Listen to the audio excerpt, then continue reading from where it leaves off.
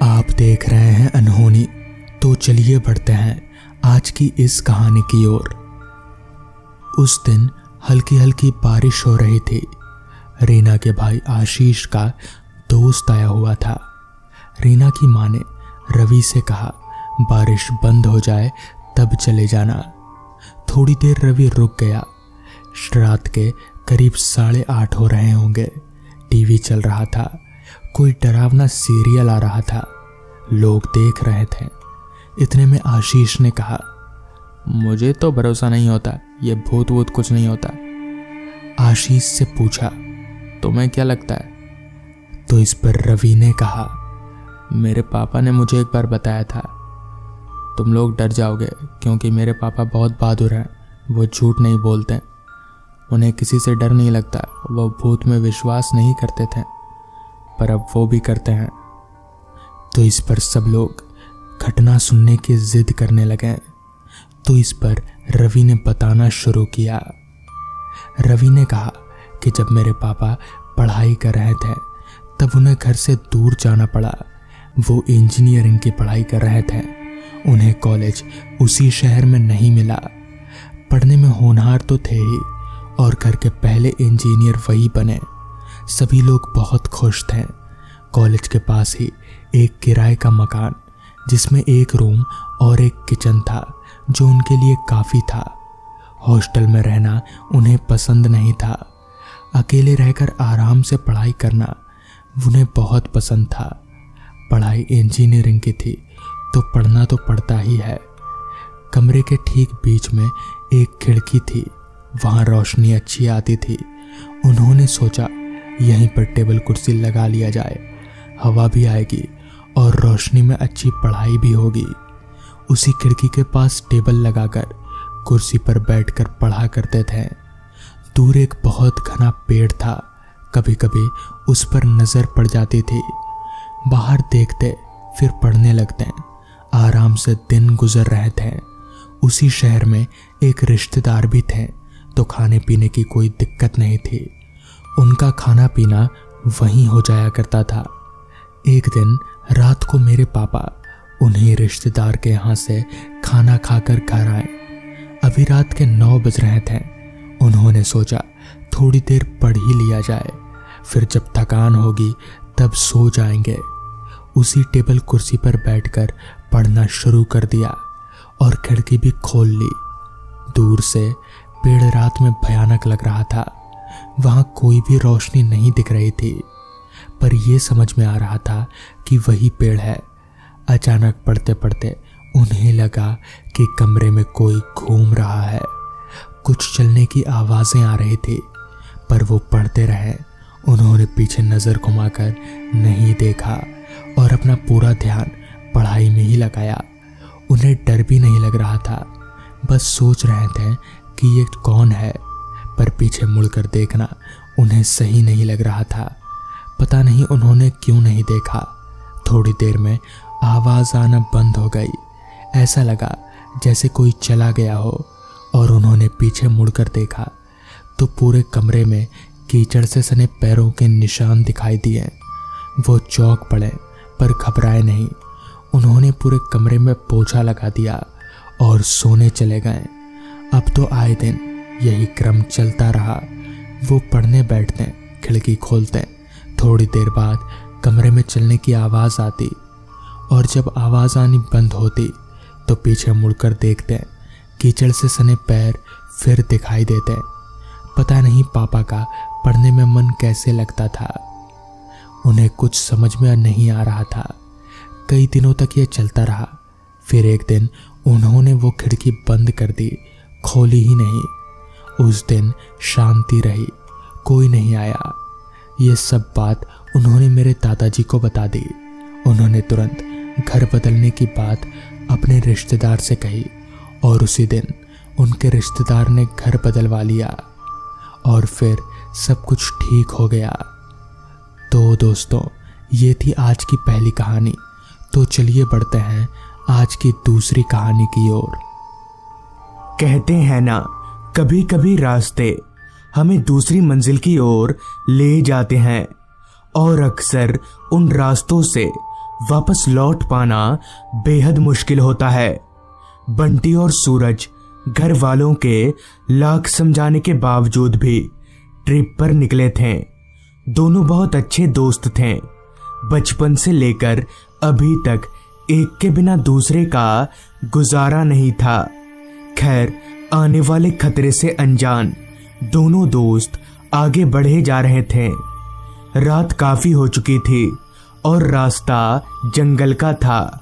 उनकी गाड़ी के अलावा दूर दूर तक और कोई गाड़ी नजर नहीं आ रही थी। सूरज कार चला रहा था और बंटी उसके बगल वाली सीट पर बैठकर बाहर घने अंधेरे को देख रहा था। तभी खिड़की से बाहर देखते हुए बंटी सूरज से बोला, कितना डरावना जंगल है यार, कार थोड़ा स्पीड में चला। इस पर सूरज बोला, डर क्यों रहा है तू, मैं हूं ना, कुछ नहीं होने दूंगा तुझे। इतना बोलकर एक दफा सूरज ने भी रास्ते के किनारे जंगलों को अच्छे से देखा तो सच में जंगल कुछ ज्यादा ही डरावने लग रहे थे। लिहाजा सूरज ने कार की रफ्तार बढ़ा दी। कार अपनी पूरी रफ्तार से रास्ते पर सरपट दौड़ रही थी। सूरज अभी कार चला ही रहा था कि तभी उसकी नजर आसमान पर गई। मौसम ने अपना रुख बदल लिया था। थोड़ी देर पहले तक जिस आसमान में तारे टिमटिमा रहे थे, वहीं अब काले बादलों की गिरफ्त में था।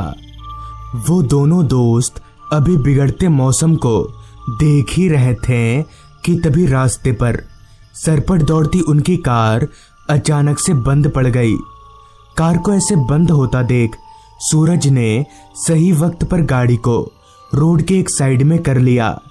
सूरज ने गाड़ी रीस्टार्ट करने के लिए चाबी घुमाई, लेकिन कोई फायदा नहीं हुआ। जैसे कार किसी थके हुए शरीर की तरह बिस्तर में पड़ गई हो। जब चाबी घुमाने से भी बात नहीं बनी तो बंटी बोला, यार ये गाड़ी को क्या हो गया? अब भाई कहीं हमने घर वालों की बात ना मानकर गलती तो नहीं कर दी? इस पर सूरज ने जवाब दिया, क्या फालतू बात बोल रहा है तू, सिर्फ कार ही तो बंद पड़ी है, मैं बाहर निकल कर देखता हूँ। इतना बोलकर बाहर जाने के लिए सूरज ने अभी गाड़ी का दरवाजा खोला ही था। इतने में ही बहुत तेज बारिश शुरू हो गई। सूरज ने फट से गाड़ी का दरवाजा बंद कर लिया। कहीं ना कहीं अब वो दोनों फंस चुके थे। सूरज लगातार कार के अंदर से ही इंजन स्टार्ट करने के लिए कोशिश कर रहा था, मगर हर बार वो नाकाम साबित हो रहा था। बारिश अब और भी तेज हो चुकी थी। कार में बहुत वक्त गुजार लेने के बाद भी जब बारिश नहीं रुकी, तब सूरज कार के अंदर से एक बार बाहर के माहौल का जायजा लिया। हालांकि अंधेरा बहुत होने की वजह से कुछ भी साफ नहीं था, मगर बीच बीच में चमकती बिजली की रोशनी में सूरज ने देखा कि उससे कुछ ही दूरी पर एक पुराना सा घर है। उस घर को देखकर सूरज बंटी से बोला, यार वो देख, वहाँ एक घर है, चल जाकर देखते हैं, शायद कोई मदद मिल जाए।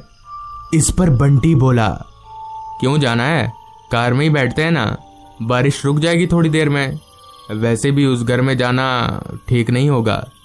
इस पर सूरज बोला, अभी तू पागल है क्या, जाकर देखते हैं। आखिरकार सूरज की जिद के आगे बंटी को झुकना ही पड़ा और वो दोनों कार से नीचे उतरकर भींगते भींगते उस पुराने से खंडर हो चुके घर की ओर दौड़ने लगे। उस घर के दरवाजे पर पहुंचकर बंटी ने दरवाजा पीटा, मगर ये क्या, बंटी के हाथ मारने से दरवाजा अपने आप ही खुल गया। शायद पहले से ही खुला हुआ होगा। ये सोचकर वो दोनों घर के अंदर दाखिल हो गए। सूरज ने एक दो बार आवाजें भी लगाई, मगर उसकी आवाज के बदले ना कोई जवाब आया और ना ही कोई आदमी। तभी बंटी बोला, भाई लग रहा है यहाँ कोई नहीं रहता। जिस पर सूरज ने अपनी नजरें दौड़ाकर उस घर को चारों तरफ से देखते हुए बंटी से कहा, लग तो ऐसा ही रहा है। चलो अच्छा है, आज रात यहीं रुकते हैं हम लोग। वैसे भी कार स्टार्ट नहीं हो रही और बारिश भी बहुत तेज है। हालांकि बंटी को इस घर में रुकने का जरा भी मन नहीं था, मगर दूसरा कोई चारा भी नहीं था। लिहाजा सबसे पहले उन दोनों ने एक कमरा ढूंढा और थोड़ा बहुत अपना कपड़ा सुखाने के बाद दोनों बिस्तर पर लेट गए। बारिश एक ही धुन में बरसे जा रही थी। वैसे तो कमरे में घना अंधेरा छाया हुआ था, मगर एक खिड़की खुली होने की वजह से बिजली चमकने की रोशनी बीच बीच में अंदर आ रही थी। सूरज सोने की बहुत कोशिश कर रहा था, मगर सो नहीं पा रहा था। पता नहीं क्यों बार बार सूरज को कुछ अजीब सा महसूस हो रहा था, जैसे उन दोनों के अलावा वहां कोई ना होकर भी है। और लाख कोशिशों के बावजूद भी जब सूरज की आंख नहीं लगी, तब वो बिस्तर पर से उठकर बैठा। उसने अपनी फोन की फ्लैशलाइट जलाई तो बंटी सो चुका था। सूरज पलंग पर से नीचे उतरा और खिड़की के पास जाकर बाहर देखने लगा। चारों तरफ सिर्फ घना जंगल था। सूरज की कार बारिश में भीग रही थी। खिड़की पर खड़े खड़े सूरज अभी बाहर देख ही रहा था कि तभी उसके कानों में एक जोरदार आवाज ने दस्तक दिया, जैसे कोई किसी लकड़ी की चीज पर चोट कर रहा हो।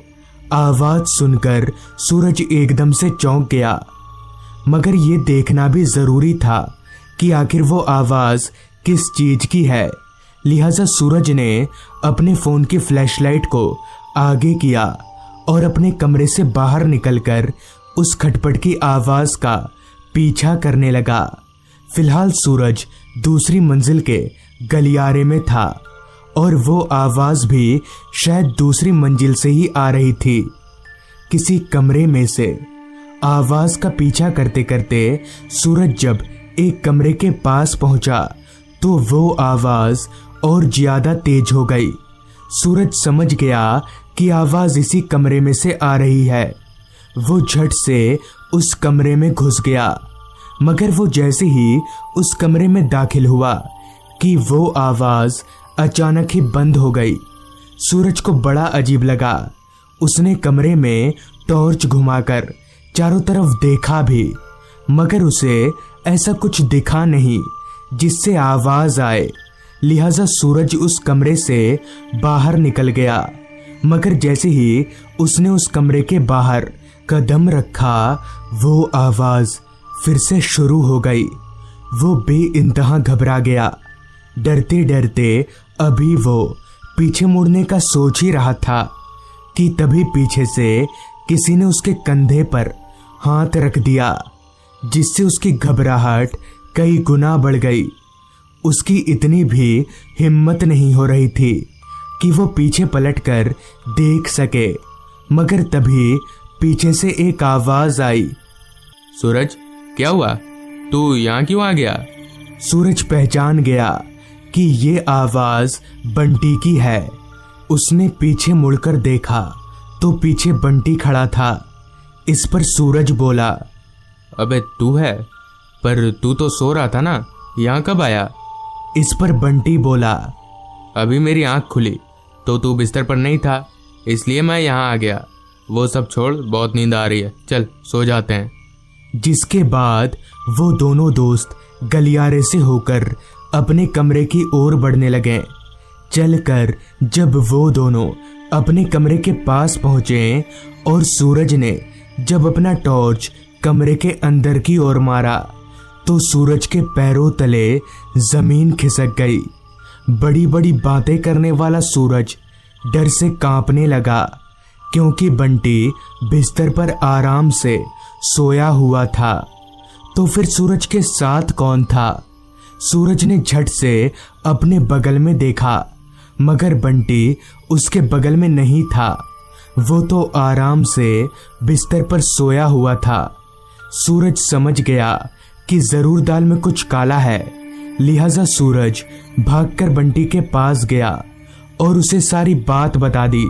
सारी बात सुनकर अब तक नींद से जाग चुका बंटी ने कहा, मैंने तो पहले ही कहा था नहीं रुकते यहाँ पर, चल वापस कार में, निकल यहाँ से। इस पर सहमति जताते हुए सूरज और बंटी उस घर से निकलने लगे।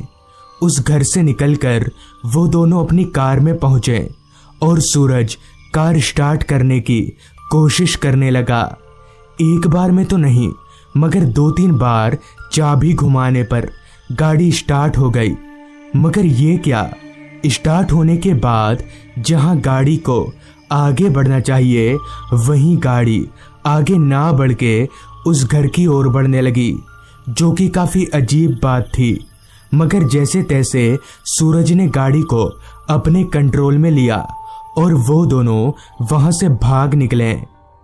तो दोस्तों, ये थी आज की कहानी। कुछ साल पहले जब मैं अपने गांव में रहता था तो उस वक्त हमारा गांव काफी छोटा था। अधिकतर लोग गांव से काम करने शहर जाते थे।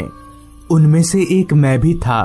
शहर से हमारा गांव करीब 15 किलोमीटर की दूरी पर था, तो आने जाने के लिए हमें बस या ऑटो का सहारा लेना पड़ता था।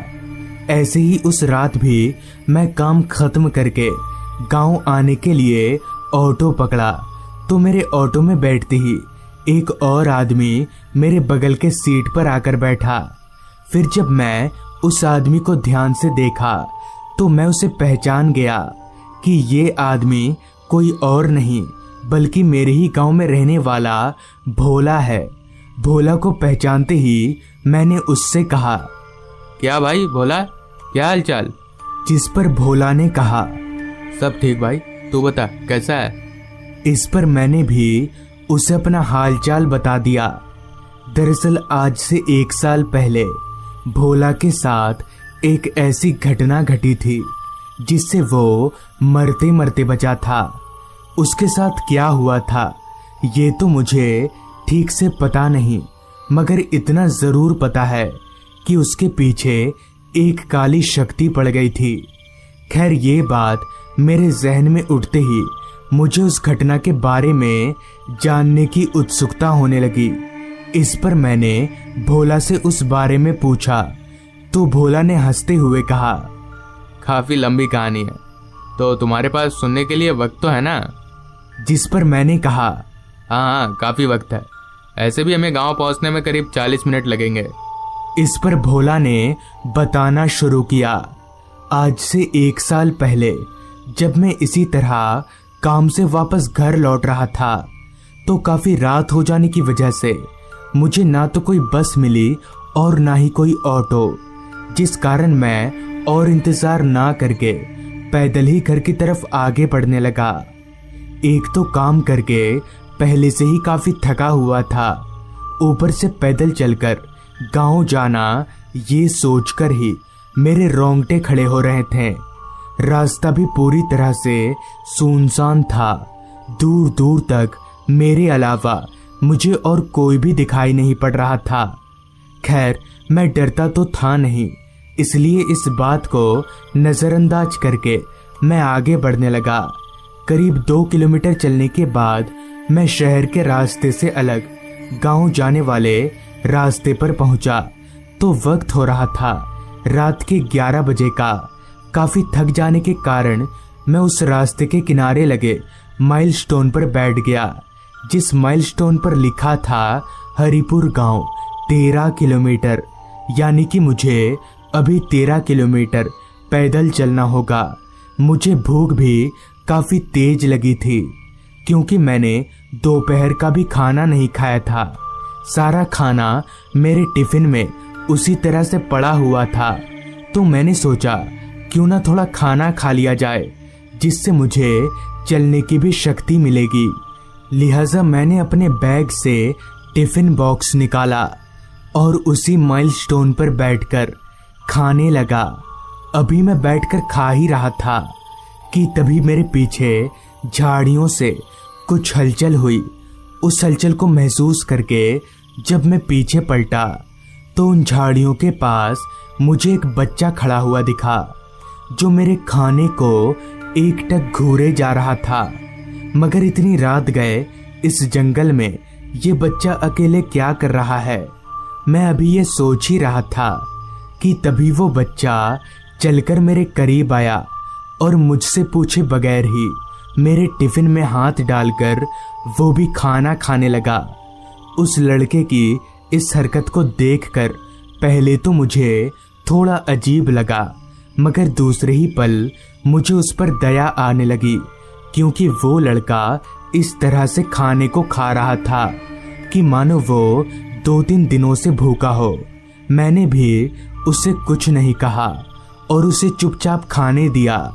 मगर उसकी एक बात मुझे और हैरान करने वाली लगी कि वो बच्चा एक बार में इतने बड़े बड़े निवाले खा रहा था जो हम अपने हाथों से भी नहीं पकड़ सकते। खैर, करीब 2 मिनट में ही उस बच्चे ने मेरा पूरा टिफिन खाली कर दिया, जिसके बाद मैंने अपना टिफिन वापस से अपने बैग में डाला और उस बच्चे से कहा, अरे बेटा, आप इस सुनसान रास्ते पर इतनी रात गए क्या कर रहे हो? मगर मेरे इस सवाल का उस बच्चे ने कोई जवाब नहीं दिया। अभी मैं उस बच्चे को देख ही रहा था कि तभी मुझे ऐसा लगा कि इस बच्चे का कद अभी अभी थोड़ा बढ़ गया। मगर ऐसा कैसे हो सकता है? इतनी जल्दी किसी का कद कैसे बढ़ सकता है? मैंने दोबारा से जब उस बच्चे को ध्यान से देखा तो हाँ, सच में उस बच्चे का कद थोड़ा बढ़ गया है। अब मुझे थोड़ी बेचैनी सी महसूस होने लगी थी और मुझे लगने लगा कि जरूर दाल में कुछ काला है कि तभी मुझे कहीं से साइकिल चलने की आवाज आई। उस आवाज को सुनकर वो बच्चा एकदम से उठकर खड़ा हो गया। फिर मैंने जब अपनी निगाहें उस आवाज की ओर घुमाई तो मैंने देखा कि दूर से एक साइकिल चलता हुआ हमारी तरफ आ रहा है। उस साइकिल को देखकर मैं भी थोड़ा खुश हुआ कि चलो मैं उस साइकिल वाले से मदद मांगकर अपने गांव चला जाऊंगा और अब मुझे पैदल भी नहीं चलना पड़ेगा। देखते ही देखते वो साइकिल हमारे पास आकर रुका, मगर ना जाने क्यों वो बच्चा उस साइकिल वाले से काफी डर रहा था, जिस कारण साइकिल रुकते ही वो बच्चा मेरे पीछे आकर छिप गया। साइकिल रुकते ही उस साइकिल सवार आदमी ने मुझसे कहा, क्या हुआ भाई साहब, आप इस सुनसान रास्ते पर क्या कर रहे हैं? मैं हरिपुर गांव की तरफ जा रहा हूं और अगर आपको उधर ही जाना है तो चलिए, मैं आपको छोड़ देता हूं। उस आदमी के मुंह से ये सुनकर मानो मेरे चेहरे पर हल्की सी चमक आ गई, क्योंकि मैं तो यही चाहता था। मैं अभी उस आदमी के साइकिल पर बैठने ही वाला था कि तभी उतनी देर से चुप उस बच्चे ने पहली बार कहा, इसके साथ मत जाइए।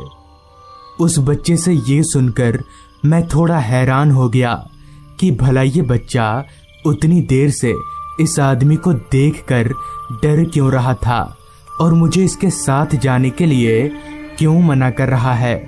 अभी मैं ये सोच ही रहा था कि तभी उस साइकिल वाले ने कहा, भाई साहब चलना है तो चलिए, वरना मैं चलता हूँ। उस बच्चे की बात सुनकर पैदल जाने से तो अच्छा है कि मैं इस आदमी के साथ साइकिल से चला जाऊं। ये सोचकर मैं उसकी साइकिल पर बैठकर चलता बना, मगर मुझे कहाँ पता था कि मैं कितनी बड़ी मुसीबत में फंसने जा रहा हूँ। खैर, अभी मैं साइकिल पर बैठकर कुछ आगे बढ़ा ही था कि तभी मैंने एक बार उस बच्चे को देखने के लिए पीछे मुड़ा तो पीछे का नज़ारा देखकर मैं एकदम से हक्का बक्का रह गया, क्योंकि पीछे अब वो बच्चा नीचे नहीं बल्कि एक पेड़ पर उल्टा लटक रहा था। मगर ऐसा कैसे हो सकता है? कोई भी इंसान पेड़ पर उल्टा कैसे लटक सकता है? ये देखकर मेरे होश उड़ गए और मैंने लड़खड़ाती हुई आवाज में उस साइकिल वाले आदमी से कहा, वो बच्चा पेड़ पर उल्टा कैसे लटक रहा है? इस पर उस आदमी ने जो जवाब दिया उसे सुनकर मेरे हाथ पैर और भी ज्यादा कांपने लगे, क्योंकि उस आदमी ने ये कहा। हाँ भाई साहब, वो पेड़ पर उल्टा लटक सकता है क्योंकि वो एक भूत है और वो मेरा ही बेटा है। आगे उस आदमी ने बताया, आज से कुछ दिन पहले मैं और मेरा बेटा हम दोनों साइकिल लेकर इसी रास्ते पर से घर लौट रहे थे। तभी एक ब्रेक फेल ट्रक ने हमें पीछे से आकर ठोक दिया, जिस कारण हम वहीं पर गिरकर मर गए और आज आपको भी मरना होगा। इतना बोलकर उस आदमी ने मुझे साइकिल से नीचे पटक दिया। अब उस आदमी का चेहरा पूरी तरह से बदल चुका था और उसका पूरा शरीर कुचला दिखाई पड़ने लगा कि तभी उस आदमी ने एकदम से मेरा गला पकड़ लिया। उसके गला पकड़ते ही मैं जोर जोर से चिल्लाने लगा कि तभी वहां पर कहीं से 2-3 लोग आ पहुंचे, जिन्हें देखकर वो शैतान गायब हो गया। उस रात तो मेरी जान बच गई, मगर वो बच्चा आज भी मेरे सपनों में खाना मांगता हुआ दिख जाया करता है। तो दोस्तों, ये थी आज की कहानी। अगर आपको ये कहानी अच्छी लगी हो तो चैनल को जरूर सब्सक्राइब कर लें। तो मैं आपका दोस्त आर्यन जल्द ही मिलूंगा आपसे ऐसी ही एक कहानी के साथ।